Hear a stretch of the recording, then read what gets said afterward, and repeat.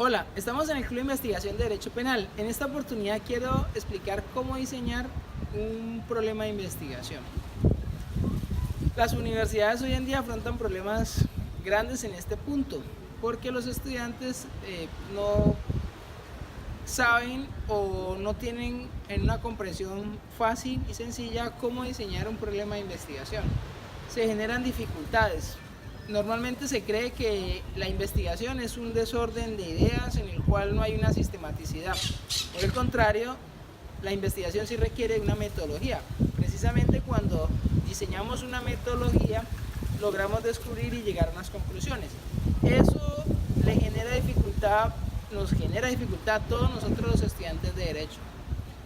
Pero voy a tratar de darles unos tips para desarrollar una investigación, diseñar una investigación rápida y efectiva. Hay casi 3 métodos, podríamos concretarlos así, para generar un diseño de investigación. El primero es construirlo a partir de un estado del arte. El segundo es formular un problema de investigación. Y el tercero es crear la pregunta-problema. Normalmente para mí es mucho más sencillo crear la pregunta-problema. Sin embargo, es un poco efectivo para no ahondar en dificultades el estado del arte. Con el estado del arte, ¿qué es lo que hacemos? Hacemos lecturas avanzadas de un tema. El problema es que no sabemos sobre qué tema investigar. Por eso, en el nivel pregrado o en el nivel básico, siempre se presenta esa dificultad porque el estudiantado tiene en su cabeza tenemos en nuestra cabeza muchas ideas que queremos desarrollar, pero no tenemos a ciencia cierta cuál de ellas desarrollar. Si nos ponemos a leer muchas lecturas, vamos a estar confundidos en tanto que leer, que no tenemos concreto qué tema sacar. Si generamos una formulación o si generamos un planteamiento del problema, pues planteamiento del problema implicaría también yo tener claro qué tema quiero investigar, ¿sí?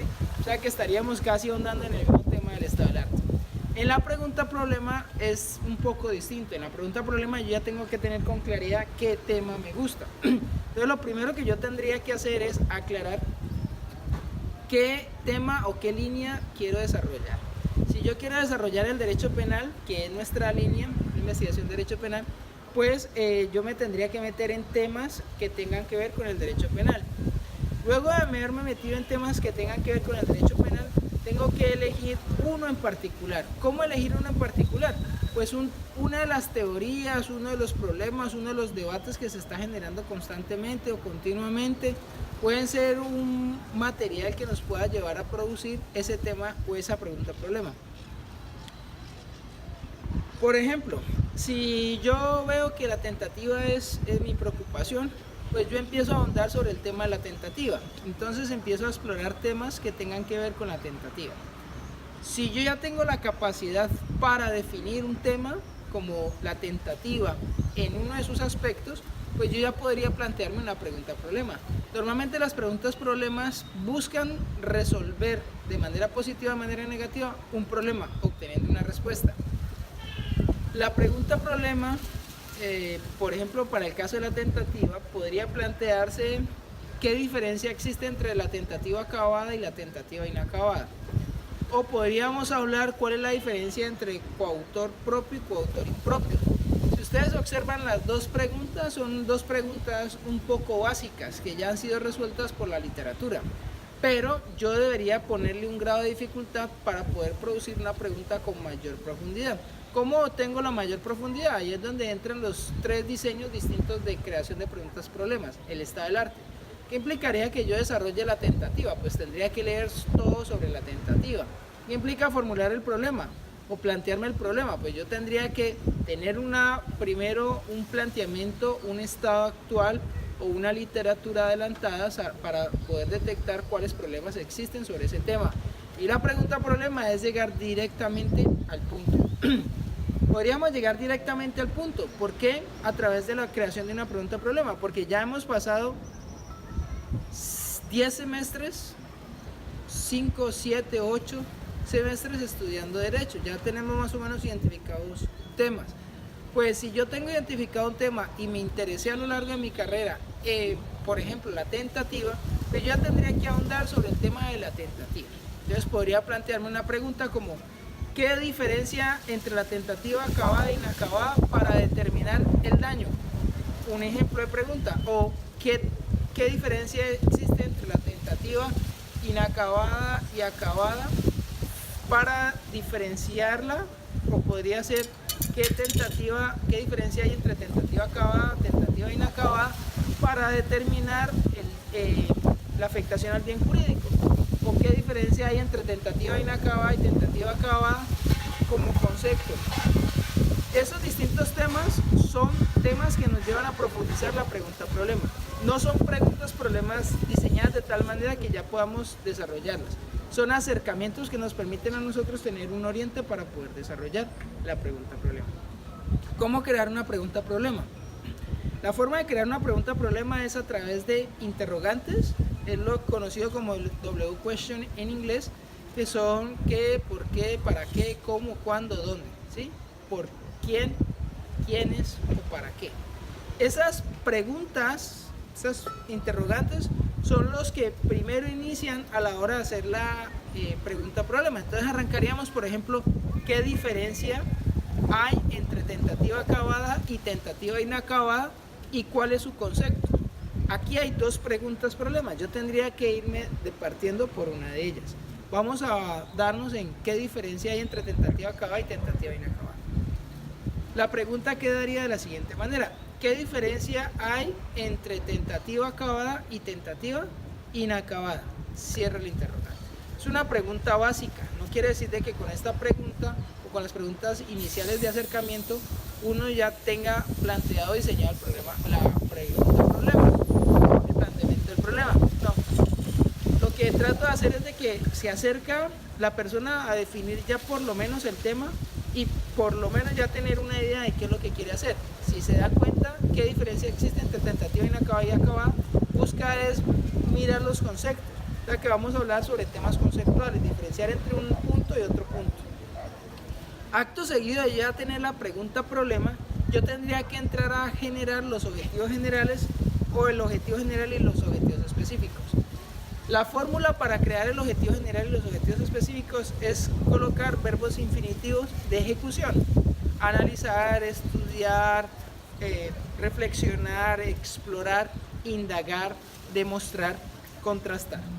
Esos son verbos infinitivos que nos permiten desarrollar una pregunta efectiva, desarrollar la respuesta para la pregunta planteada. Entonces ya tenemos la pregunta-problema, que es ¿qué diferencia existe entre tentativa acabada y tentativa inacabada? Ahora el objetivo general es demostrar, no quiero demostrar, conocer, quiero conocer, estudiar, quiero estudiar, analizar, quiero analizar. Entonces vamos a utilizar el verbo infinitivo de estudiar. Estudiar la diferencia entre tentativa acabada y tentativa inacabada. Estudiar la diferencia entre tentativa acabada y tentativa inacabada. Ese sería nuestro objetivo general. Se parece a la pregunta-problema porque la línea metodológica implica que yo con este objetivo general tengo que descubrir esa pregunta-problema. Luego me podría plantear varios objetivos específicos. Usualmente nos planteamos 3 objetivos específicos porque son 3 capítulos. Depende de mi nivel de profundidad que yo quiera ampliarlos para desarrollar un tema mucho más profundo. Por lo pronto vamos a plantear solamente 3. Objetivo general es analizar la diferencia entre tentativa acabada y tentativa inacabada.